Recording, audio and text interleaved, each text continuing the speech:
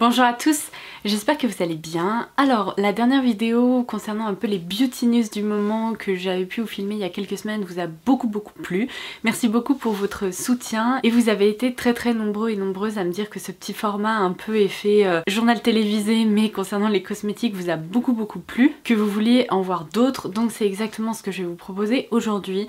Vous devez vous douter qu'en ce moment l'industrie cosmétique est complètement secouée comme plein d'autres domaines, plein d'autres marchés. C'est une situation sans précédent et évidemment ça a des conséquences à la fois sur la production des cosmétiques mais aussi sur les lancements etc. Donc c'est une période où c'est sûr qu'on va avoir moins d'informations que d'habitude, il va y avoir moins de lancements aussi. C'est pas plus mal vous me direz parce que c'est vrai que ces derniers temps des lancements j'ai l'impression qu'il y en avait tous les jours, c'était incessant et là j'ai l'impression que ça a un peu réduit le champ des possibles pour nous, donc ça nous permet aussi de souffler 30 secondes et de nous concentrer uniquement sur ce qui nous intéresse vraiment. Donc même si ça va être une édition avec un peu moins d'infos, j'ai quand même repéré des petites choses dont j'ai envie de vous parler. C'est bien évidemment ma sélection personnelle, les produits qui m'intéressent ou dont j'ai envie de vous parler, ou alors au contraire que j'ai repéré qui sont pas particulièrement intéressants selon moi mais j'avais envie qu'on en discute. Donc eh bien écoutez, on va commencer tout de suite. Si vous n'êtes pas encore abonné à la chaîne, n'hésitez pas à le faire en cliquant sur le bouton s'abonner ci-dessous. J'essaye de publier plein de vidéos en ce moment pour vous changer les idées, donc comme ça on peut se retrouver très régulièrement. Et si vous aimez ces contenus un peu effet beauty news, eh bien n'hésitez pas à la liker et à me le faire savoir, comme ça dès que je réunis suffisamment d'infos je pourrai vous proposer une nouvelle édition. Allez, c'est parti. Première info que je tenais absolument à partager avec vous, Nabla Cosmetics vient de lancer sa nouvelle collection. Elle s'intitule la Cutie Collection et il y a plusieurs références qui sont proposées. J'avais vraiment envie de vous en parler parce que vous savez c'est une marque indépendante, une petite marque que j'adore. Je trouve qu'ils font un travail merveilleux et en ce moment soutenir aussi les petites entreprises, les créateurs, c'est hyper important. Donc voilà pourquoi je voulais vous en parler. Donc cette collection elle a l'air sublime. La marque m'a indiqué qu'elle venait de m'envoyer un colis avec les produits, donc je pense que d'ici quelques jours, peut-être la semaine prochaine, vous allez avoir une vidéo dédiée au sujet de cette Cutie Collection sur ma chaîne. Mais je voulais quand même vous informer qu'elle venait d'être lancée et elle est notamment disponible sur Beauty Bay. Alors je vous laisserai le lien ci-dessous puisque je ne sais pas pourquoi ni comment, mais ce matin quand j'ai regardé sur le site de Beauty Bay, j'ai vu que tous les produits de cette collection étaient déjà en promo, donc ça doit être une sorte d'opération spéciale. Donc non seulement les produits Nabla sont déjà intéressants à la base, mais alors là ils le sont encore plus. Donc je vais vous montrer à l'écran les visuels. Dans cette collection on retrouve 3 nouvelles palettes qui sont donc les Cutie palettes et ce format est hyper intéressant puisqu'il regroupe 6 fards à paupières pour créer une harmonie. Ça mélange les effets, on a des fards à paupières plutôt mat, des fards à paupières plutôt lumineux, métalliques, etc. Il y a vraiment certaines textures qui sont complètement foil et il y en a d'autres comme je les aime qui apportent des reflets lumineux complètement dingues. Je dois vous avouer que ce sont les palettes qui m'intéressent le plus dans cette collection. Chaque palette est également associée à un rouge à lèvres. Ce sont les Glam Touch Lipsticks et d'après ce que j'ai compris ce sont des rouges à lèvres au fini crème. Les couleurs ont également l'air très jolies. Et enfin il y a une nouveauté qui n'a jamais été présentée chez Nabla, ce sont des crayons qui s'appellent les Cupid's Arrow Longwear Stylo je crois. Alors ce sont pas des crayons tout à fait classiques, on va dire que ce sont ni des jumbo ni des crayons qu'on peut tailler, ce sont des crayons du coup qu'on twist, ça fait remonter une mine qui a l'air un peu plus épaisse que la moyenne mais qui n'est pas non plus énorme au point de devenir un stick de fard à paupières. Et ce sont visiblement des crayons multi-usage, donc je vous disais pour les yeux mais s'ils sont multi-usage je suppose qu'on peut aussi peut-être s'en servir sur les lèvres, ça sera à tester. Je pense qu'on s'accordera tous sur le fait que cette collection a l'air vraiment très jolie et du coup j'ai vraiment hâte de la tester et de vous en reparler. Puisque j'étais sur Beauty Bay, je tenais également à vous dire que la collection de produits Florence by Mills venait d'être lancée sur le site. Alors si vous n'avez pas la moindre idée de qu'est-ce que c'est que cette marque, de quoi ça parle, d'où est-ce qu'elle sort, c'est la marque qui a été créée par Millie Bobby Brown, donc une des actrices de Stranger Things. Alors, depuis le départ, je dois vous avouer que cette marque ne m'intéresse pas vraiment. Vous allez peut-être vouloir me jeter des cailloux mais c'est pas grave, je prends le risque de le dire. Je dois vous avouer que je suis un peu rentrée dans un mood où j'en ai vraiment assez de voir que des célébrités se lancent dans les cosmétiques parce qu'elles ont soi-disant quelque chose à apporter, alors qu'en fait il s'agit d'une opportunité de business qui est absolument énorme, puisque on sait qu'aujourd'hui l'industrie cosmétique elle fonctionne très bien, et donc du coup on a l'impression qu'au lieu de créer des parfums comme elles pouvaient le faire il y a quelques années, notamment dans les années 2000, et ben maintenant elles se lancent toutes dans la création d'une gamme de make-up principalement. Alors pour Rihanna ça faisait sens, elle a apporté vraiment des innovations je trouve avec sa gamme Fenty Beauty, mais par par contre en fait j'en ai juste marre de voir ce nombre de marques qui essaient de voir le jour sous prétexte qu'elles ont été créées par des célébrités, des actrices, etc. En fait j'en ai marre, voilà, c'est le message global. Entre Selena Gomez qui s'apprête également à lancer sa marque, il y a eu donc Millie Bobby Brown, Lady Gaga, en fait stop, enfin c'est juste pas possible. Ça n'a pour moi aucun sens et du coup ouais j'en ai juste un peu marre. Alors je considère qu'il y a quelques exceptions dans ce domaine, typiquement la marque que Jessica Alba a lancée ou bien que Drew Barrymore, donc Flower Beauty, a lancé.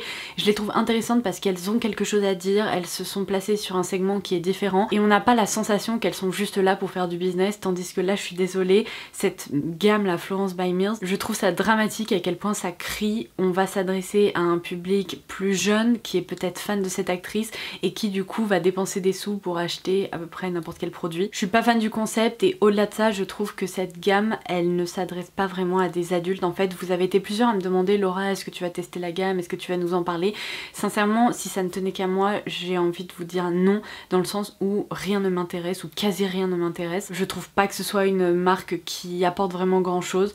Des blush crème et des fonds de teint légers, je veux dire, il en existe depuis des années, donc aucun intérêt. Après, est-ce que je me laisserai pas tenter par un ou deux produits, histoire de voir ce que ça a dans le ventre, je ne sais pas, nous verrons. Mais si par hasard c'est une marque qui vous intéressait, eh bien elle est dispo sur Beauty Bay, donc vous pourrez en effet craquer. Après, est-ce que c'est vraiment indispensable ? Je ne suis pas sûre. Alors ensuite on repasse à une info plutôt intéressante, même si je crains que le prix de ce produit va être un no-go total. Hourglass vient d'annoncer que dans la gamme Veil, donc si vous connaissez pas cette gamme Veil, c'est une gamme où il y avait notamment un primer chez Hourglass qui a un succès phénoménal. C'est un primer qui laisse vraiment un effet complètement soyeux sur la peau, qui a une texture très différente. Et donc du coup dans cette gamme ils vont lancer un spray fixateur. Alors l'avantage c'est que le spray a l'air très fin, mais évidemment j'aimerais bien voir ce que le produit a dans le ventre. Et au-delà de ça j'ai envie de savoir le prix de ce spray fixateur. Parce que si vous me dites c'est un spray fixateur à 60 $, je ne suis pas sûre que là je serai au rendez-vous. Donc à voir, parce que les produits Hourglass ont tendance à coûter plus cher. Alors autant je suis prête à investir dans un très bon blush, dans une très bonne poudre, etc. Autant un spray fixateur, surtout quand je suis déjà fan des sprays fixateurs Skindinavia ou Urban Decay, je suis pas sûre que ça soit indispensable, donc affaire à suivre. Alors comme je vous le disais, il y a cette tendance des actrices ou des célébrités qui se lancent dans les produits cosmétiques parce que c'est l'Eldorado du moment. Il y a aussi un nouvel Eldorado qui est en train de se créer, le skincare. Je ne sais pas si vous avez remarqué, mais il y a plein de marques à la base spécialisées dans le make-up qui se lancent aussi dans le skincare.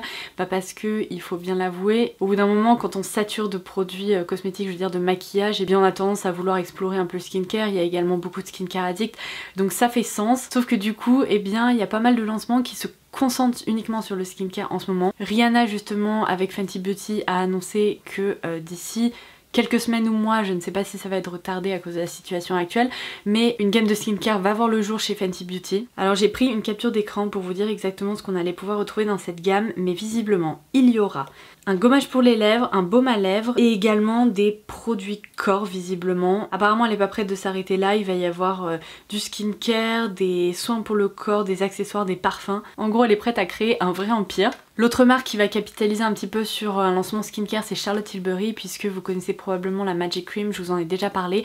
Et bien là le Magic Serum va être lancé, il vient tout juste d'être révélé, donc ça va être un gros lancement pour Charlotte Tilbury en ce moment. Et j'ai cru apercevoir à droite à gauche qu'il allait également y avoir une huile pour les lèvres, seulement ce lancement là n'a pas encore été confirmé contrairement au sérum, peut-être qu'ils gardent ça un peu en cartouche pour plus tard justement, mais en tout cas voilà ce qui se passe un peu chez Charlotte Tilbury. Après avoir lancé des highlighters liquides qui sont déjà disponibles, en tout cas qui vont pas tarder à arriver, Becca a également annoncé le lancement d'un nouvel highlighter poudre cette fois-ci.